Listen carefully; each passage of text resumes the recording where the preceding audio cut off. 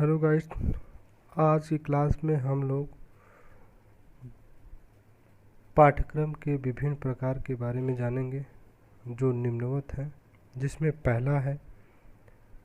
तो स्टार्ट करते हैं बाल केंद्रीय पाठ्यक्रम। बाल केंद्रीय पाठ्यक्रम बालक को ध्यान में रखकर तैयार किया जाता है। यह बालकों के रुचि, रुझान, आवश्यकता को ध्यान में रखकर तैयार किया जाता है। एनसीएफ 2005 भी यही कहता है कि बालक को रटने पर बल नहीं दिया जाना चाहिए। तो इसी प्रकार देखते हैं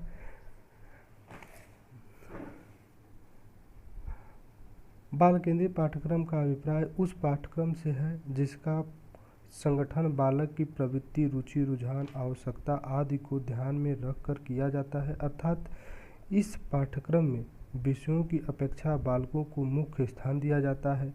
इस पाठ्यक्रम को हम मनोवैज्ञानिक पाठ्यक्रम भी कहते हैं, क्योंकि यह बालक की मनोवैज्ञानिक विशेषताओं पर आधारित होता है। इस पाठ्यक्रम में जो विषय रखे जाते हैं वे बालक के विकास के स्तर, उनकी रुचियों, रुझानों और आवश्यकताओं के अनुकूल होते हैं। वर्तमान समय की सभी शिक्षण विधियों में से जैसे मॉन्टेसरी, किंडरगार्टन, डाल्टन आदि बाल केंद्रीय पाठ्यक्रम पर ही जोर दिया जाता है।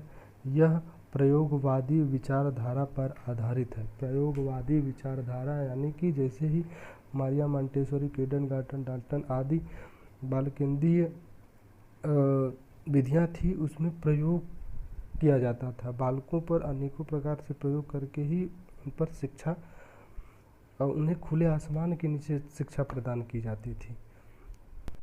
दूसरी पॉइंट है विषय केंद्रीय पाठ्यक्रम, सब्जेक्ट सेंटर करिकुलम।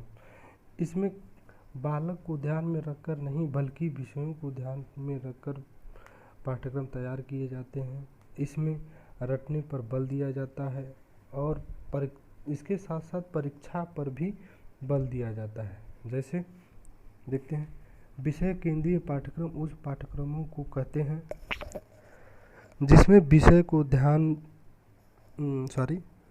विषय को आधार मानकर पाठ्यक्रम को नियोजित किया जाता है या तैयार किया जाता है। अर्थात इसमें बालकों की अपेक्षा विषयों को अधिक महत्व दिया जाता है। इस पाठ्यक्रम का सूत्रपात प्राचीन ग्रीक तथा रोम के विद्यालयों में हुआ। इस पाठ्यक्रम में विषयों के ज्ञान को पृथक पृथक रूप देकर व्यवस्थित होता है। इसमें सभी विषयों के अंतर्गत आने वाले ज्ञान को अलग अलग निश्चित कर दिया जाता है और उसी के अनुसार विभिन्न विषयों पर पुस्तकें लिखी जाती हैं जिनसे बालकों को ज्ञान प्राप्त होता है। चूँकि इस प्रकार के पाठ्यक्रम में पुस्तकों पर बल दिया जाता है, अतः इसे पुस्तक केंद्रीय पाठ्यक्रम भी कहते हैं।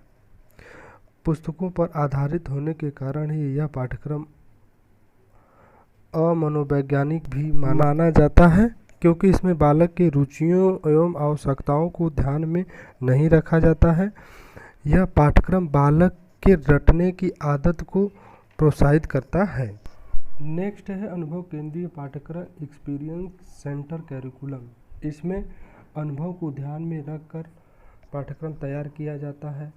यह पाठ्यक्रम बालक के सर्वांगीण विकास के लिए महत्वपूर्ण माना जाता है, क्योंकि जैसे अनुभव केंद्रीय पाठ्यक्रम का अभिप्राय उस पाठ्यक्रम से है जिसमें मानव जाति के अनुभव सम्मिलित होते हैं।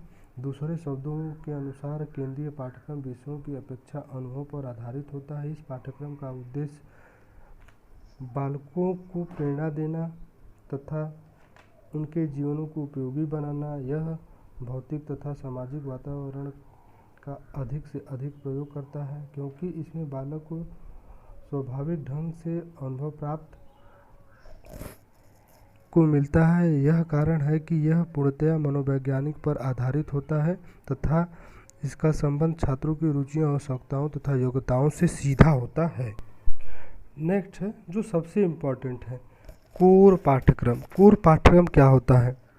कुछ अनिवार्य व कुछ ऐच्छिक विषयों को आधार मानकर यह पाठ्यक्रम तैयार किया जाता है। जैसे कोर केंद्रीय पाठ्यक्रम उस पाठ्यक्रमों को कहते हैं जिसमें कुछ विषयों विषयों तो अनिवार्य होती हैं तथा अधिक विषय ऐच्छिक होती हैं।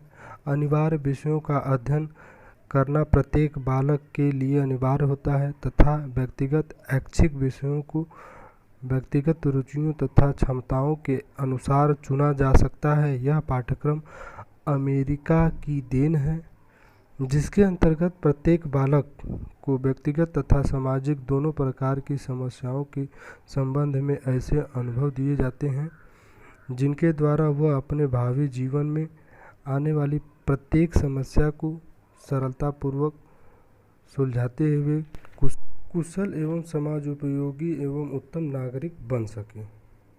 Thank you. आज की क्लास यहीं ओवर होती है।